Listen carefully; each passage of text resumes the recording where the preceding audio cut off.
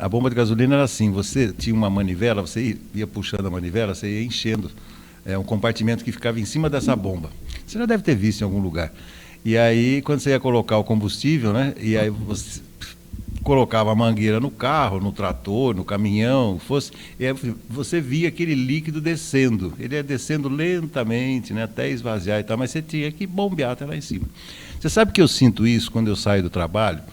Parece que eu estou assim, com aquele galão de cima, cheinho, né?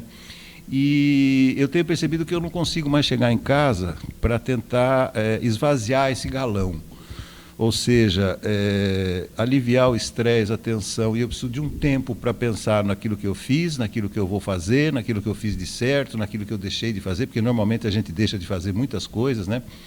Então eu gostaria que você hoje apresentasse sugestões práticas no dia a dia para a gente esvaziar os galões que a gente acaba preenchendo com tanta pressão que a gente sofre no dia a dia, Leilani. Tem algumas técnicas que nós chamamos de mindfulness e elas são extremamente poderosas. O fato de você respirar vai trazer essa sensação de preencher novamente de gasolina ou de energia esse galão aí, tá?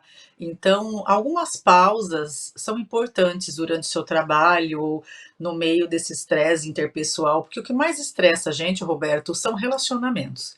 Dentro da profissão, dentro da família. Então, se você pode, em alguns instantes, alguns minutos, dar uma recuada desse ambiente e respirar e voltar para o estado presente e ativar as suas percepções, os seus cinco sentidos, você automaticamente consegue abastecer em algum nível esse seu galão, essa sua energia vital. Então você tem que fazer uma reconexão. Você tem que, por exemplo, dar um tempo. Muitas vezes as pessoas saem do ambiente para fumar ou tomar um cafezinho. É justamente nesse momento que você tem que sair, recuar e buscar alguns elementos ali, ativar as percepções. Se eu tenho algum ambiente que eu possa estar em contato com a natureza, isso é muito poderoso. Se eu conseguir olhar para o céu azul, o verde na natureza, o fato de eu estar olhando e me conectando com esses elementos da natureza também é muito poderoso. E respirar.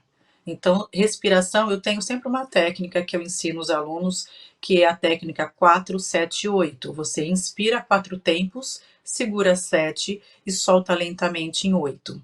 E fazer isso nesse tempo que você está ali, contemplando e ativando suas percepções. E sentir, sentir a textura da própria pele, o corpo, a transpiração, a tua roupa, sentir o tecido do que você está vestindo, tá ativando, como eu tô, se o sapato está apertando, o que está me incomodando, tudo isso vai fazer você reprogramar ali e abastecer o teu corpo, ativando as suas percepções e trazendo você para o estado presente e saindo daquele momento do estresse, da tensão, do conflito. Então são poucos segundos ali, minutos que você pode ter essa conexão. Podendo mais, tirando até sapato, andando um pouco descalço numa grama, num lugar que você possa descarregar também essa energia toda. Então eu falo sempre que você possa, recua, vai para um ambiente onde você possa ficar menos com esses elementos estressores e possa respirar e fazer uma pequena pausa meditativa mesmo, uma autorreflexão ali, mas são poucos segundos e às vezes as pessoas nem percebem a sua ausência, por isso que eu falo, são curtos períodos de tempo onde você afasta, sai um pouco fora desse ambiente para que você possa não simplesmente tomar um café e acender um cigarro, porque se você acende um cigarro nesse momento, você não está ativando essas percepções, você mais está diminuindo essa, essa, essa sua energia. Porque está vindo um sentimento e você vai lá, abafa o sentimento com a nicotina. Então você precisa permitir isso. E como que eu vou assimilar isso? É respirando e me conectando comigo. É estando no estado presente, sentindo a própria pele. Deixa eu te perguntar uma outra coisa, fazer comparações, por exemplo, né? Sábado à tarde, inusitadamente, eu fui tomar um lanche num barzinho ali na rua 13 de Maio, era umas 2h30, 3 horas, a sábado não, domingo, e coisa que normalmente eu não faço, mas eu fui lá, fiquei extremamente feliz, e um momento de pausa, Mas o dono desse estabelecimento, já é a segunda ou terceira vez que eu vou lá, num prazo de 6 meses, ele é sempre muito sorridente, Leilani, muito sorridente, não tem uma vida confortável como nenhum de nós tem, mas eu percebo que de 3 vezes que eu fui lá, as 3 vezes ele estava extremamente gentil, sorridente, solícito, apresentando o que ele tinha, os novos pratos e tal.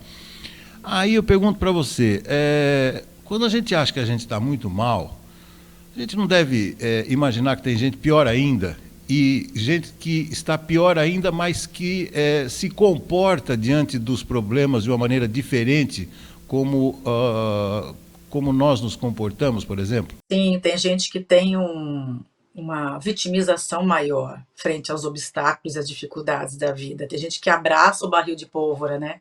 E quer explodir junto. Então, existe sim um comportamento diante das dificuldades e dos enfrentamentos. Então, muitas pessoas não adquirem essa postura de enfrentamento porque ainda existe uma criança ferida lá dentro esperando que os pais venham salvá-las. Então, ela ainda não se deu conta de que ela cresceu e que agora ela precisa tomar a vida dela. Então, isso é importante, porque mesmo que você tenha idade suficiente, RG para comprovar, você não é maduro o suficiente. Daí você fica numa postura o tempo todo esperando alguém salvar e fazer algo por você. Então, na verdade, essas pessoas que têm uma postura de enfrentamento é porque são pessoas maduras e que olham para isso como uma oportunidade de aprendizado também. Então, não é o que fizeram para mim. Não é o que vocês viram o que fizeram comigo, não é o que fizeram com você, é o que fizeram para você. Eles olham para isso como um presente que a vida está te oferecendo para que você passe para o próximo nível. Então é mais ou menos isso. Porque uma pessoa que fala assim, ai, você viu o que fulana fez comigo? Não, querida. É o que a vida está oferecendo a você, é como um presente, para que você olhe para isso.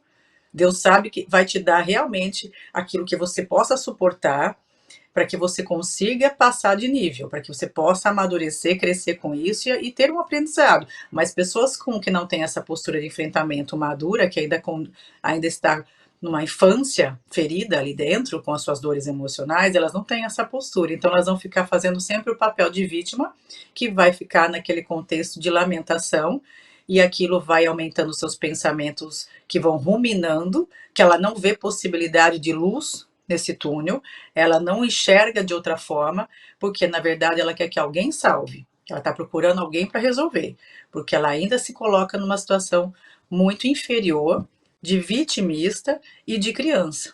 Então, o que eu vejo das pessoas, quando elas enfrentam dificuldades, principalmente com a saúde, e tem uma postura de enfrentamento, eu observo isso. Eu observo que realmente elas são pessoas que estão olhando para a vida como uma chance de passar de nível, certo? Elas estão ali olhando para isso, sendo gratas pelas coisas que elas têm e não reclamando pelas coisas que elas não têm ainda.